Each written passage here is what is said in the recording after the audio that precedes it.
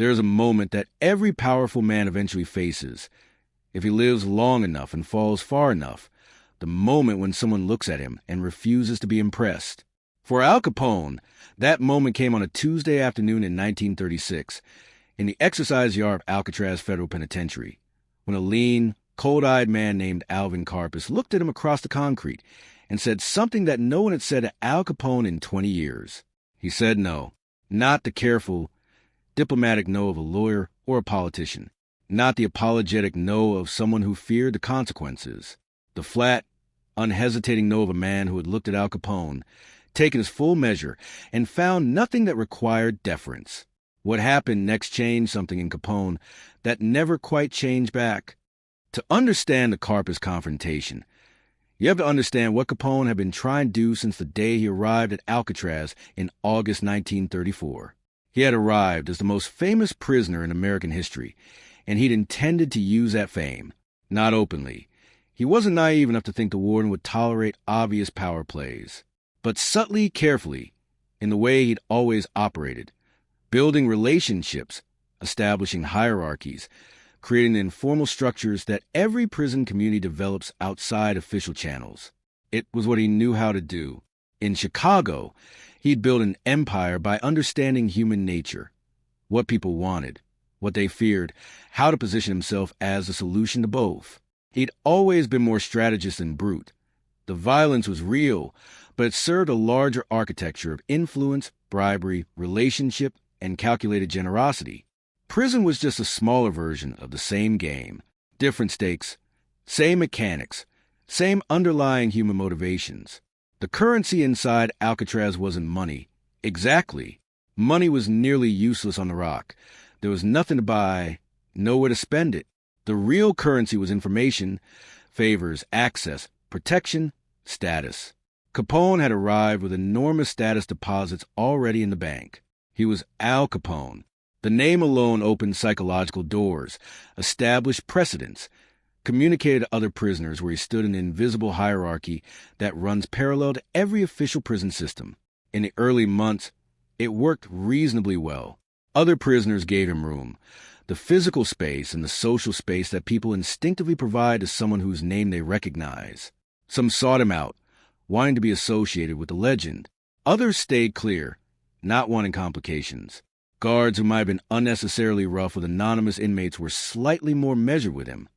Not out of sympathy, but out of the professional wariness that comes with handling famous names that attract scrutiny.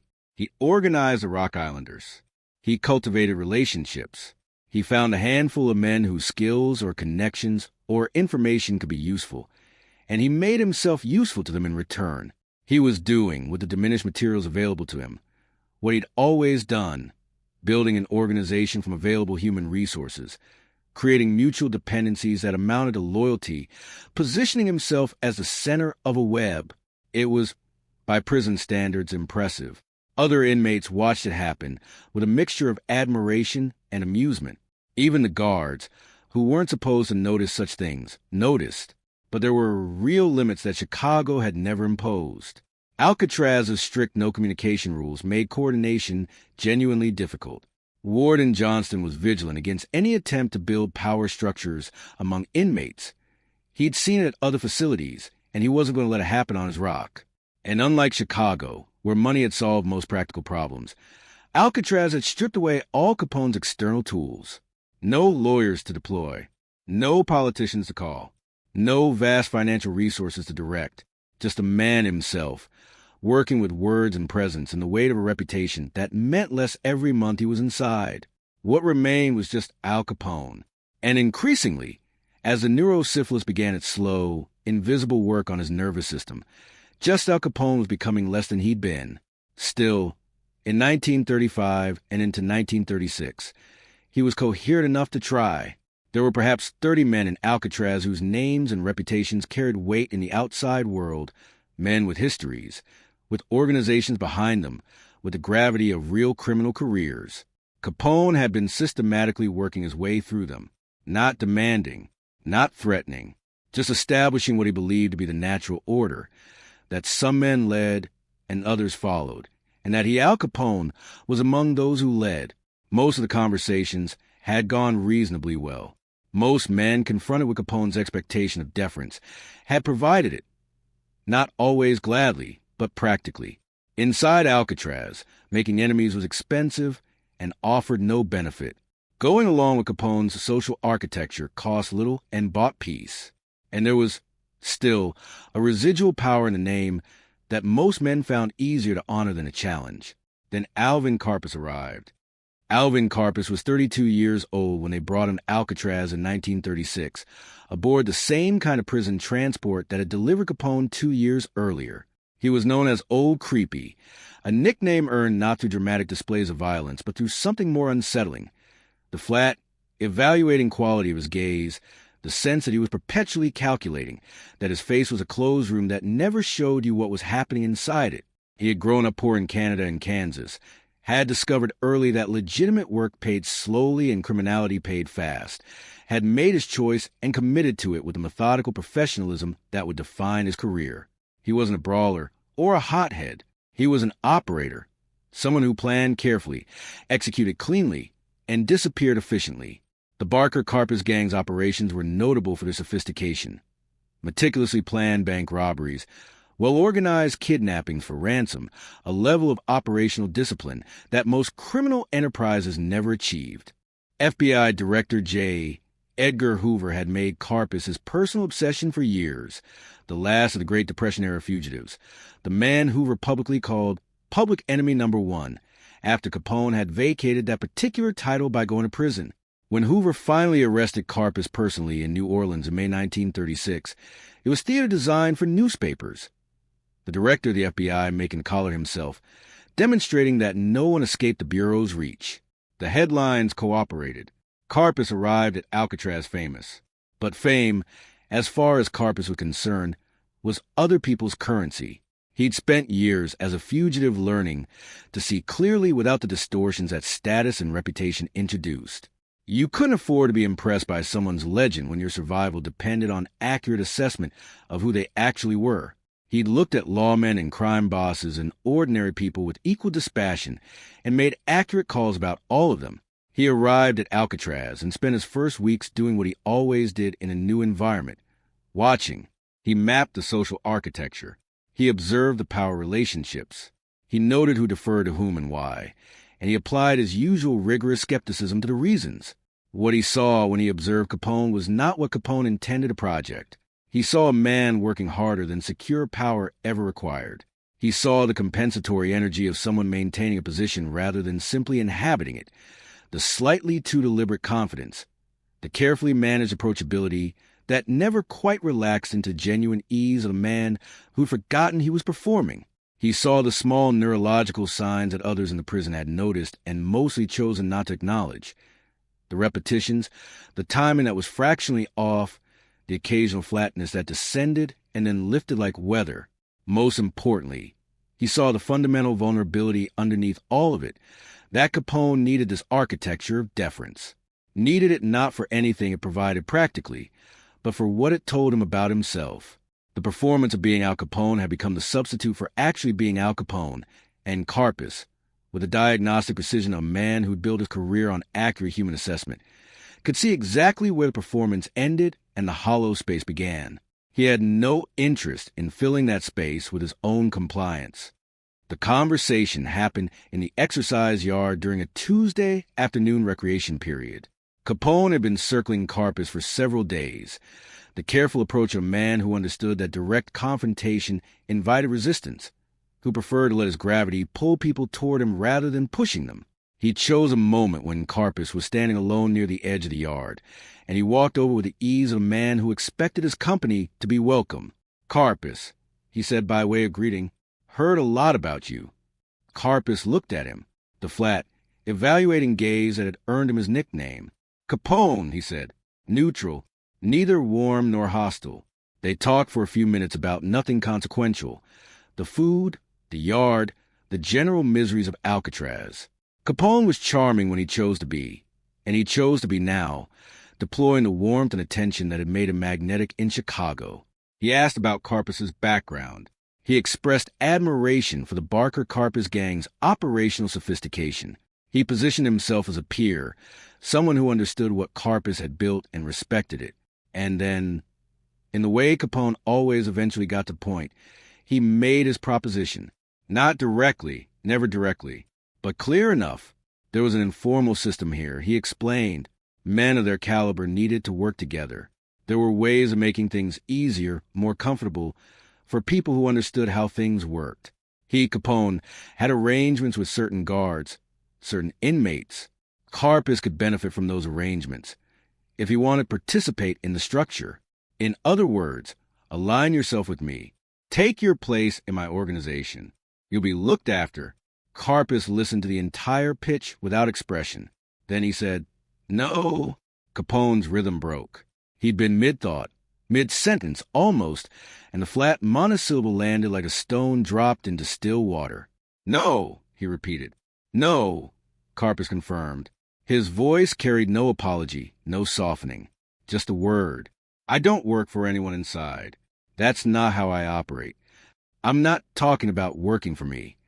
"You're talking about working for you," Karpis said, with the precision of someone who didn't have patience for euphemism. "That's what the arrangement you're describing is. I appreciate the offer. The answer is no." Capone felt something he hadn't felt in years, possibly since he'd been a teenager in Brooklyn, before the power and the empire and the fear he'd learned to inspire, the social experience of being declined, of offering something and having someone look at it and look away. "You understand who you're talking to," he said. The words came out before he decided to say them, which was itself a kind of loss of control. Karpis looked at him then with an expression that was almost pitying. Almost. "Yeah," he said quietly. "I know exactly who I'm talking to." A pause. "Do you?" He walked away. The 4 words stayed with Capone. "Do you know who you're talking to?" Directed back at him, twisted into a question about self-knowledge rather than status. The implication was not subtle. That Karpis had looked at Al Capone and seen someone who was operating on an outdated version of himself.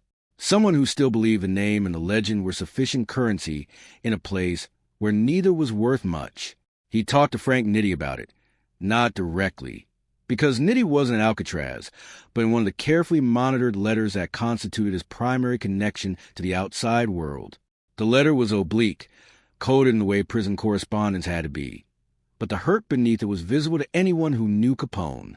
Nitti's response, when it came weeks later, was pragmatic. Karpis was difficult, always had been, not someone who responded to normal pressure. Capone should find other people to work with and not waste time on men who didn't understand their own interests. It was practical advice. It didn't address what the encounter had actually cost Capone, which was an influence or a strategic alliance.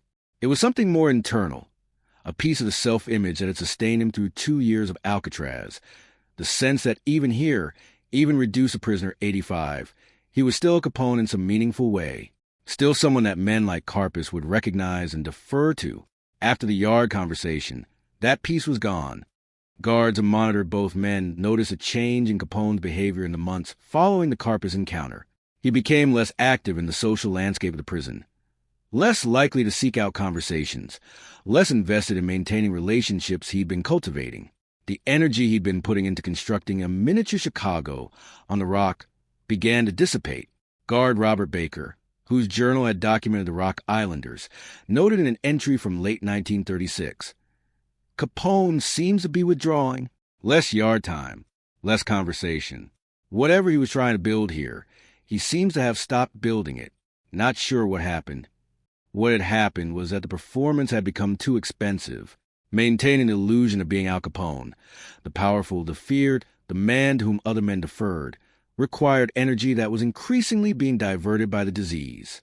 And the Karpis conversation had stripped away the illusion's protective coating, leaving Capone to look at himself without it for the first time. Karpis, for his part, recalled the encounter many decades later in his memoirs. He described Capone with a precision that was characteristic of his overall accuracy. He was still trying to be Capone, but the Capone he was trying to be had already stopped existing. What was left was a man who needed other men to confirm who he was, because he wasn't sure himself anymore. When I didn't confirm it, he didn't know what to do with that. The assessment was accurate, and in its accuracy, devastating. Alvin Karpis served 26 years in Alcatraz, the longest sentence served on Iraq by any prisoner. He was released in 1962, deported to Canada, and died in Spain in 1979. He left behind a memoir, his guitar. He became an accomplished player during his time on Iraq, and a reputation as the last of the Great Depression-era outlaws. Al Capone was transferred from Alcatraz to Terminal Island in 1939. His mental state, too, deteriorated for him to remain on the rock. He died in 1947. They had served time simultaneously on Alcatraz for 3 years. In that time, they had one significant conversation.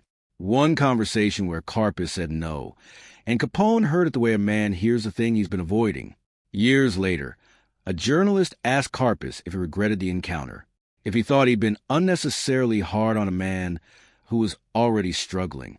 Karpis considered the question for a moment, the flat, evaluating pause that had characterized him his whole life. I was honest with him, he said finally. Most people weren't. They went along with whatever Capone needed them to believe because it was easier. I didn't because I'm not built that way. He paused again. Whether that was a kindness or a cruelty, I couldn't tell you, but it was the truth. And the truth was that Al Capone was already gone. He just hadn't accepted it yet. There's something almost Greek about the arc.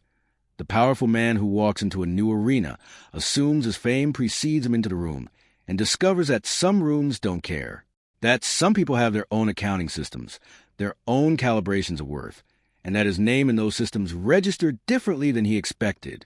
Power is always partly performance. It requires an audience willing to play its role. Karpis refused the role, and without an audience, the performance became visible for what it was. Al Capone never tried to organize Alcatraz again. He played his banjo. He ate his meals. He watched the neurosyphilis take more of him month by month. He wrote letters to May that were increasingly confused. And somewhere in the back of what remained in his mind, for words that Karpis had never quite said, but had clearly implied, continued their quiet work. Do you know who you are? By the end, the honest answer was no. But once, he had, and that once, Brooklyn streets and Chicago boardrooms and the roar of a crowd that knew his name had been magnificent. Even Karpis would have admitted that, probably,